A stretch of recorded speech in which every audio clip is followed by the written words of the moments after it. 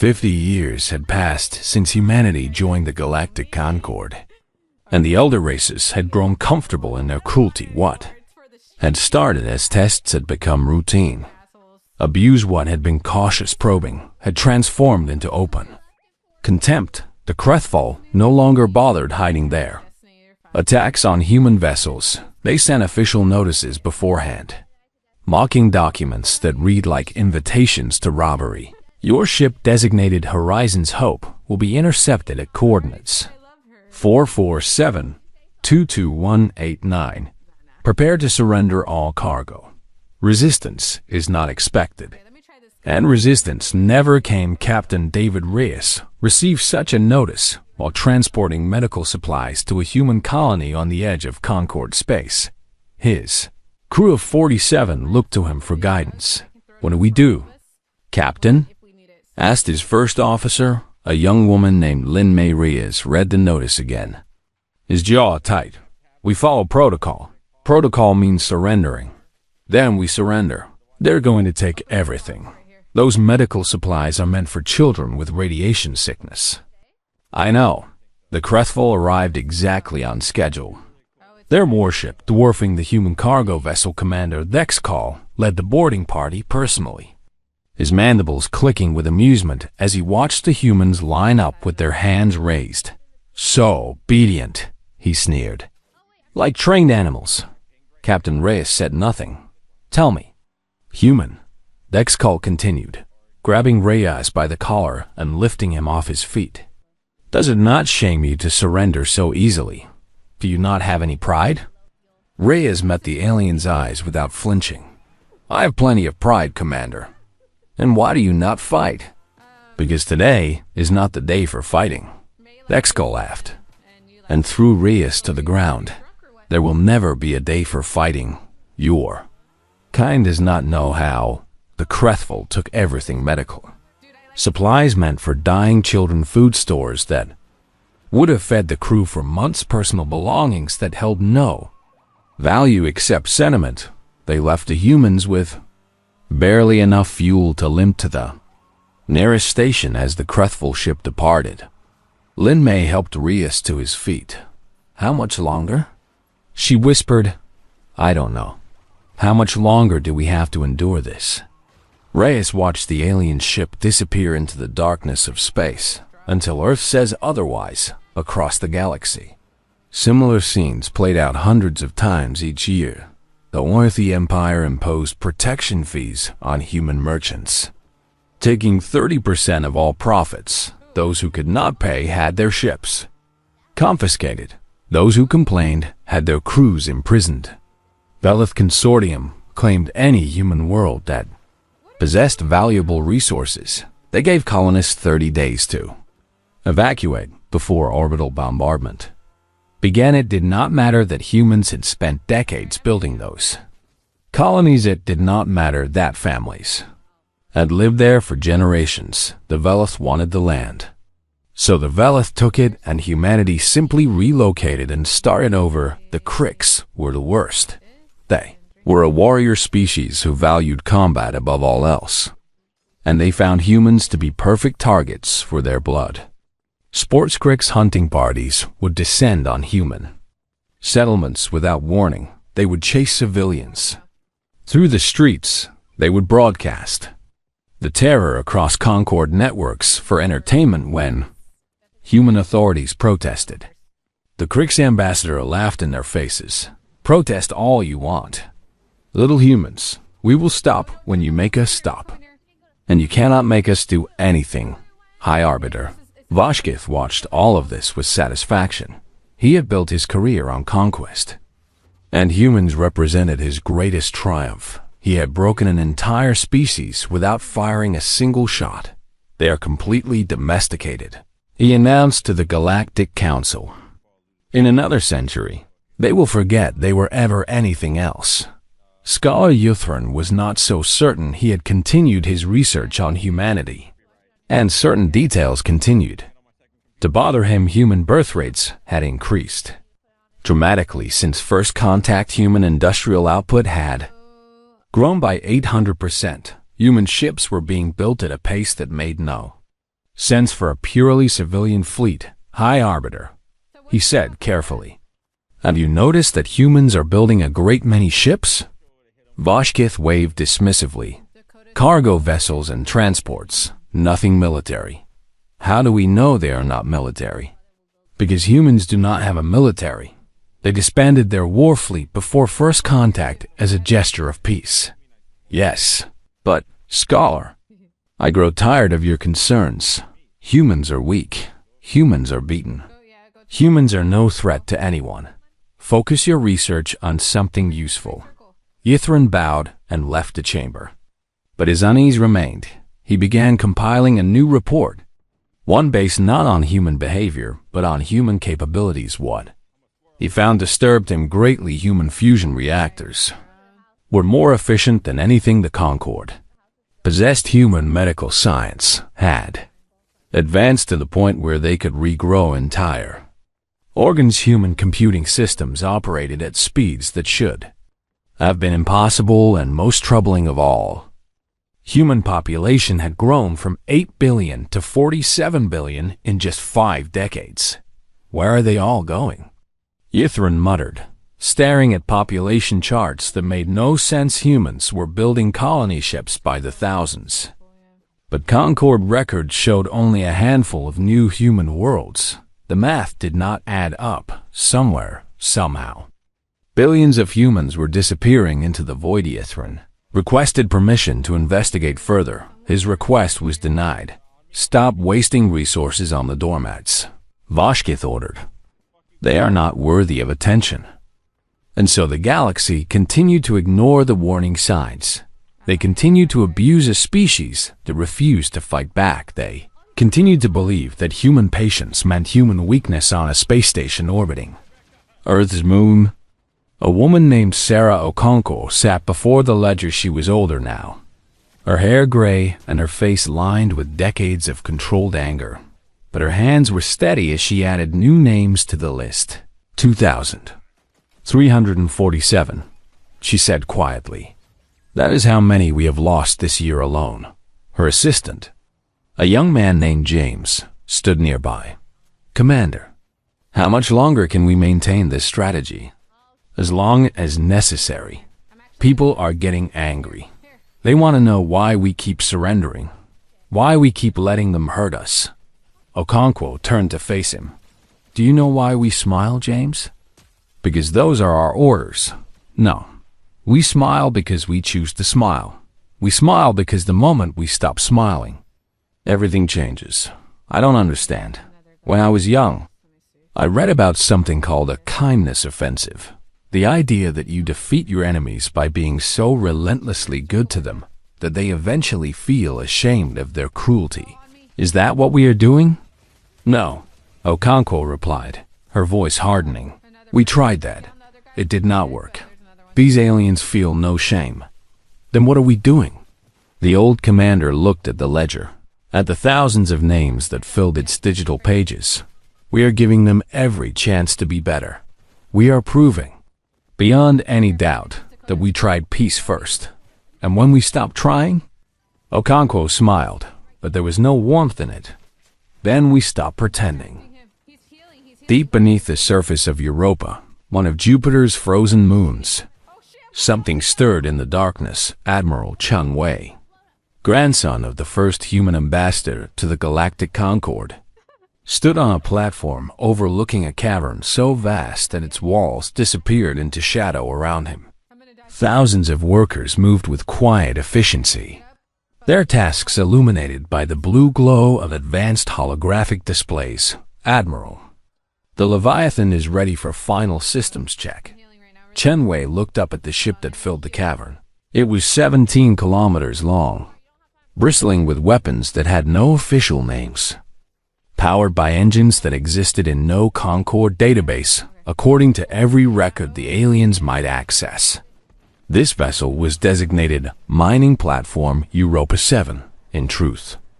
It was the largest warship humanity had ever built. How many does that make now? Chen Wei asked, including the Leviathan. We have 412 capital ships ready for deployment, Another 2,000 are in various stages of construction across hidden facilities.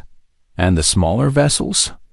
47,000 destroyers, cruisers, and fast attack craft, plus the converted cargo fleet. Chen Wei nodded slowly for 3 generations. Humanity had been preparing for a war they desperately hoped would never come. Every cargo ship that left human space carried hidden weapons systems. Every mining station in the asteroid belt was actually a fortress. Every research facility on distant moons housed weapons development programs. The Concorde saw humans building thousands of ships and assumed they were harmless transports. They never thought to wonder why cargo vessels needed military-grade hull plating. They never questioned why human mining lasers were powerful enough to cut through battleship armor. They never noticed that human communication satellites were actually orbital weapons platforms. The Council believes we are weak. Chen Wei said quietly, "Yes, Admiral. They believe we are incapable of violence." "Yes, Admiral. They have no idea what we have been building. None at all." Admiral Chen Wei turned away from the Leviathan and walked toward a smaller room at the edge of the cavern. Inside, holographic displays showed the position of every human asset across the galaxy. Red dots marked hidden military installations. Blue dots marked civilian populations. Green dots marked the locations of alien forces. 17,000 combat-ready installations, his aide reported. 300 billion humans living across 400 star systems, and 62 trillion credits worth of military equipment waiting to be activated, all hidden in plain sight. Yes, Admiral, the Concorde sees exactly what we want them to see. It had been the most ambitious deception in human history. While diplomats smiled and surrendered, engineers built weapons in secret, while merchants paid protection fees. Scientists developed technologies that would revolutionize warfare, while colonists evacuated worlds. Military planners mapped every alien weakness. The Concorde thought they were exploiting human kindness. They did not realize they were giving humanity time to prepare in a conference room on Earth. The leaders of humanity gathered to discuss the future. President Maria Santos sat at the head of the table. Her face grave. Around her sat admirals, generals, diplomats, and scientists. On the wall behind them, the ledger displayed its grim tally, 147,000. Santos said quietly, "That is how many of our people have been killed since first contact. 147,000 men, women, and children who died because we chose not to fight. We chose to give peace a chance," said Ambassador Liu, an elderly man who had spent his entire career smiling at aliens who despised him. "And peace has failed, has it?" Liu asked. "We are still here. We have grown stronger. We have built an empire in secret while they thought us helpless. And we have paid for that empire in blood." General Webb, now old and gray but still sharp, leaned forward. "The question is not whether peace has failed. The question is whether we are ready for what comes next. Are we ready, General?" Webb activated a display showing human military strength. "We have more ships than the entire Krethful fleet combined. Our weapons are 2 generations ahead of anything the Concorde possesses. Our soldiers have been training in secret facilities for 50 years. And morale? Every human in uniform has lost someone to alien aggression. Morale is not a concern." President Santos closed her eyes. "I never wanted this. None of us wanted this. We know. Madam President, we came to the stars hoping to find friends. We found only predators. Yes, and now we must become predators ourselves." Silence filled the room finally. Ambassador Liu spoke. "Not predators, Madam President. We will never be predators, but we can be something else." "What?" "Apex protectors. We will not conquer. We will not enslave. We will not become what they are, but we will defend ourselves with everything we have." The galaxy will fear us. Let them fear us. Fear is better than contempt. Santos opened her eyes and looked at the ledger. 147,000 names. 147,000 reasons to stop smiling. How much longer do we wait? She asked. That depends on them, Webb replied. We continue as we have been. We give them every opportunity to change. But the moment they cross a line that cannot be uncrossed. What line? An attack on Earth itself. An attempted genocide. Anything that threatens our survival as a species. And then we stop pretending across human space. The message went out through secure channels. It was the same message that had been sent for generations. With one small addition. Continue normal operations. Trust us. We are keeping count, and we are ready on colony worlds and space stations. In hidden military bases and aboard disguised warships. Humans read those words and understood the waiting was almost over. The counting was almost done. And when the final number was reached, the galaxy would learn what humanity had been hiding behind all those patient smiles in his quarters aboard the Leviathan. Admiral Shen Wei looked at a photograph of his grandfather. The old man had died believing that peace was possible. He had smiled until his last breath, hoping that kindness would eventually be returned. I'm sorry, grandfather, Chen Wei whispered. I am sorry we could not make your dream real. He set the photograph aside and began reviewing battle plans. The Krethval Third Fleet was massing near Earth. Vashkith was growing bolder. His contempt for humanity reaching new heights soon. Very soon, he would make a mistake, and when he did, humanity would finally stop pretending. To be harmless, the smiles would fade, the masks would fall, and the galaxy would meet the real humanity, the humanity that had conquered its own world. Through countless wars, the humanity that had survived.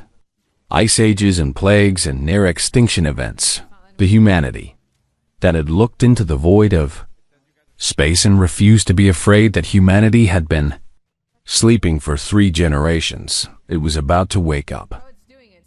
High Arbiter Vashkith stood before the assembled fleets of the Galactic Concord, his mandibles clicking with anticipation behind him. 40 of the most powerful warships in the Krethval Dominion waited in perfect formation. Beside them, vessels from the Ornithy Empire and the Velith Consortium had gathered to witness what Vashkith called the final humiliation of the human species. Today, we end this farce, he declared. His voice broadcast to every ship in the fleet. For too long, we have allowed humans to exist at the edges of our territory, pretending to be our equals. Today, we remind them of their place. The fleet engaged their faster-than-light drives and vanished into the void. Their destination was Sol, the small yellow star that humanity called home for the first time in galactic history. An alien armada was heading directly for Earth on the blue planet below.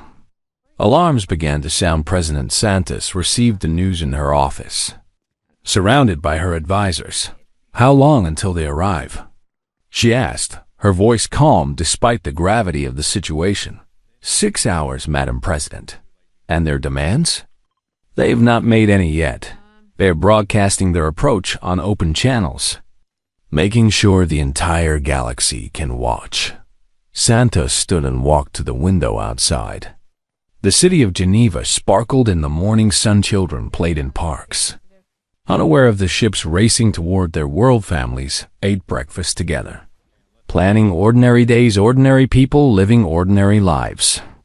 Completely unaware that everything was about to change. This is the line, Santos said quietly. Yes. Madam President, an armed fleet approaching Earth with hostile intent. This is exactly what we agreed would be the point of no return. Yes, Madam President.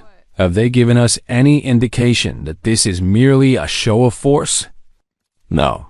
Intercepted communications suggest they intend to blockade Earth until we surrender all outer colonies and accept vassal status within the Krethval Dominion. Vassal status. Essentially slavery. Madam President, they want total control of human government, human industry, human reproduction. Santos turned away from the window. Get me Admiral Chen Wei on a secure channel. Moments later, the Admiral's face appeared on her screen. Madam President. Admiral, you have heard the news? Yes, ma'am. The Crethville fleet will arrive in approximately 5 hours and 47 minutes. What is your assessment? They expect us to surrender. They believe this will be a bloodless conquest. And if we do not surrender, then they will likely attempt orbital bombardment to force compliance. They have done it before to other species. Santos took a deep breath. Admiral, I am authorizing the activation of Protocol Omega. There was a brief silence on the line. Are you certain, Madam President? No, I am terrified. But I am also the elected leader of 400 billion humans, and I will not allow our species to be enslaved. Understood, ma'am. What are your orders? Wake everything up. Every ship, every weapon, every soldier. I want the full might of humanity ready for deployment within 2 hours. And if the Crethville stand down, then we let them leave in peace. We are not the aggressors here. Admiral, we have never been the aggressors. But if they insist on war, we will show them what human aggression actually looks like. Across human space, the activation signal went out in Europa. The Leviathan's engines roared to life for the first time in the asteroid belt. Thousands of disguised fortresses revealed their true nature as weapons platforms around Mars. Ships that had been registered as colonial transports began deploying armor plating and weapon systems, and on Earth itself. Defensive installations that had been built into mountains and hidden beneath oceans began powering up systems that had never been tested in actual combat. High Arbiter Vashkith received the first confused reports. 4 hours into his journey, High Arbiter. We are detecting unusual energy signatures from the Sol system. What kind of signatures? Unknown. Our sensors cannot classify them. Debris from mining operations. No doubt, humans and their endless mining. Perhaps. But the power readings are irrelevant. Continue on course. The fleet emerged from faster-than-light travel at the edge of Earth's solar system. And for a moment, everything seemed normal. There was Earth. A small blue marble hanging in the darkness. There was the moon. Gray and cratered and seemingly peaceful, there was Jupiter, the gas giant that humans used for fuel harvesting. And there was High Arbiter. Something is emerging from Jupiter. Vashkith spun to face the main view screen from the swirling clouds of Jupiter. A shape was rising. It was enormous. Far larger than any ship the Concorde had ever built. It was covered in weapons, bristling with turrets and launch bays and devices that Crethville sensors could not identify. And it was heading directly toward the fleet. What is that thing? Vashkith demanded. According to our records, it is designated as Mining Platform Europa 7. That is not a mining platform. No. High Arbiter, it is not.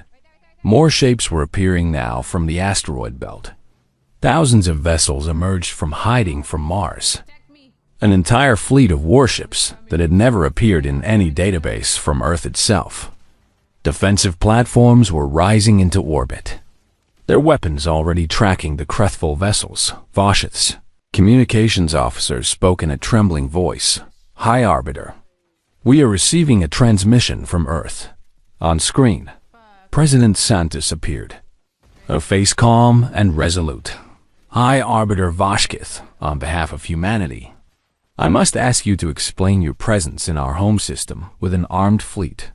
Vashkith recovered quickly from his shock. You dare question me, human? You are in no position to. I am in every position. High Arbiter, look around you.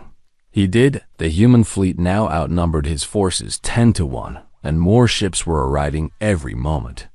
This is impossible. He whispered, No. High Arbiter, this is 3 generations of preparation. This is what happens when you underestimate human patience. You have been hiding this. You have been deceiving us.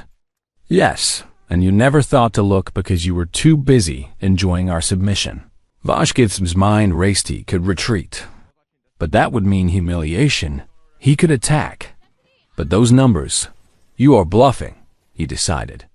Your ships are converted cargo vessels. They cannot. Single shot from the Leviathan vaporized an asteroid that had been floating near the fleet. The energy reading from that single shot exceeded the combined firepower of every Krethval vessel present. That was our mining laser, Admiral Chun Wei announced, his voice joining the transmission. Would you like to see what our actual weapons can do? Vashkith said nothing. High Arbiter, President Santos continued. We are transmitting a formal message to you and to the entire Galactic Concord. I suggest you read it carefully. The message appeared on every screen in the Krethval fleet. It appeared on every screen in Concord Spaceship. Appeared everywhere that sapient beings had access to communication technology. The message was brief, but its meaning was unmistakable to High Arbiter Vashkith and the Galactic Concord for 3 generations. We have answered your aggression with patience. You have killed our people, stolen our resources, and mocked our restraint. We did not respond with violence because we believed peace was possible. We no longer believe this. This is your final warning. Withdraw your fleet from Seoul within 6 hours. Cease all hostile operations against human vessels and colonies. Release all human prisoners. Provide full compensation for all damages inflicted upon humanity since first contact. If you do not comply, we will stop pretending to be cordial. You have mistaken our kindness for weakness. You have mistaken our patience for submission. You have mistaken our reluctance to kill for an inability to do so. These were catastrophic errors. 6 hours. High Arbiter Vashkith stood on his bridge, staring at the human fleet that surrounded his forces. He had come to Earth expecting easy prey, expecting the same humans who had surrendered for 3 generations. Instead, he found himself facing the largest military force he had ever seen. High Arbiter, his tactical officer said quietly, our analysis of the human vessels is complete. Report. Their weapon systems are approximately 200 years ahead of ours. Their shields are impenetrable to our standard armaments. Their engines are faster than anything we possess. How is this possible? They are cargo ships. They were never cargo ships, High Arbiter. They were always warships. We simply believed what they wanted us to believe. Vashkith's mandibles clicked in agitation for the first time in his long career. He felt something unfamiliar fear across the void. Admiral Chun Wei monitored the Krethval fleet from the bridge of the Leviathan.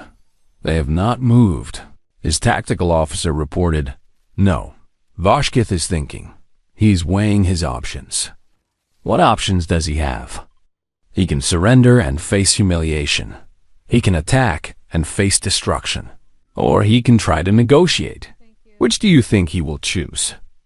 Chun Wei thought of his grandfather, the first human ambassador to the Concord. The old man had spent his entire life smiling at aliens who despised him. He had died still believing that kindness could change the galaxy. Vashkith has never faced consequences in his life. Chun Wei said finally, he has conquered dozens of species. He has never lost. I suspect he will not accept defeat gracefully. So he will attack? Perhaps, or perhaps he will try to stall, hoping for reinforcements. Should we prevent that? No. Let him call for help. Let the entire Concord come. The more they send, the more they will learn in the halls of the Galactic Concord. Panic was spreading. Scholar Yithrin watched the footage from Seoul with a mixture of horror and vindication. I tried to warn them, he muttered. I told them the math did not add up. I told them humans were hiding something. No one believed you, said his assistant. No, no one wanted to believe me. It was easier to assume humans were weak. What happens now? Now the galaxy learns what I should have realized years ago. What is that? Yithrin turned away from the screen. Humans did not smile because they were weak. They smiled because they were waiting. They gave us every opportunity to be better. And we chose to be worse. And now, he did not finish the sentence. He did not need to. The second hour passed. And Vashkith made his decision. All ships, prepare to attack. His officers stared at him in disbelief. High Arbiter. Their forces outnumber us significantly. Their weapons are superior. This is a bluff, Vashkith insisted. Humans do not fight. They have never fought. Their entire history with us proves they are incapable of violence. But the ships are for show. They have built impressive weapons. Yes, but they will not use them. They will surrender at the first sign of aggression, just as they always have. High Arbiter, I must respectfully disagree. Your disagreement is noted and ignored. All ships, target the vessel designated Leviathan on my command. Fire everything. The Krethval fleet aligned their weapons. 40 warships trained their guns on a single target. Vashkith savored the moment. This would be his greatest victory. The final proof that humans were nothing but prey. Fire. The combined firepower of the Krethval. Third Fleet struck the Leviathan's shields. The energy discharge was visible from Earth. A brilliant flash of light that momentarily outshone the sun when the light faded. The Leviathan remained untouched, undamaged. Its shields had absorbed the attack without a flicker. Impossible. Vashkith whispered. Admiral Chen Wei's voice came through the communication channel. Calm and almost sad. High Arbiter, you have made your choice. We gave you 6 hours. You chose to attack after 2. This conversation is over. What followed would be studied by military historians for centuries. The human fleet did not fire wildly or vengefully. They fired with surgical precision. Each shot disabled a specific system on a specific ship. Weapons were destroyed, leaving vessels unable to fight. Engines were crippled, leaving vessels unable to flee. But no ship was destroyed outright. No lives were taken unnecessarily in 17 minutes. The entire Krethval Third Fleet was reduced to floating hulks. Powerless and helpless, Vashkith found himself standing on a darkened bridge. Emergency lights providing the only illumination. What are they doing? He stammered. His communication officer, one of the few systems still functioning, answered in a trembling voice. They are hailing us. President Santos appeared on screen again. High Arbiter Vashkith, your fleet has been neutralized. Your ships are intact. Your crews are alive. We have killed no one. Why? Vashkith demanded. Why show mercy? Because we are not you. We never wanted this war. We never wanted violence. But we will not accept slavery, and we will not allow our people to be harmed any longer. What happens now? Now you listen. Rescue vessels are being dispatched to tow your fleet to a safe location. You and your crews will be returned to Krethval. Space unharmed, but there are conditions. Name them. The abuse ends today, now. Forever. No more attacks on human vessels. No more blockades of human colonies. No more kidnapping. No more extortion. No more treating our people as prey. And if we refuse? Santos leaned forward. High Arbiter, we disabled your entire fleet without killing a single person. Imagine what we could do if we stopped holding back. Imagine what happens if you make us angry instead of merely disappointed. You are threatening genocide. No, we are promising consequences. There is a difference. We do not want to destroy your species. We do not want to conquer your worlds. But we will defend ourselves. And we will protect our people. And if you force us to fight, we will fight with everything we have. The message went out to the entire galaxy, along with the footage of the battle, along with detailed specifications of human military capabilities, along with the ledger. Finally made public. showing 147,000 names of humans who had died to alien aggressions.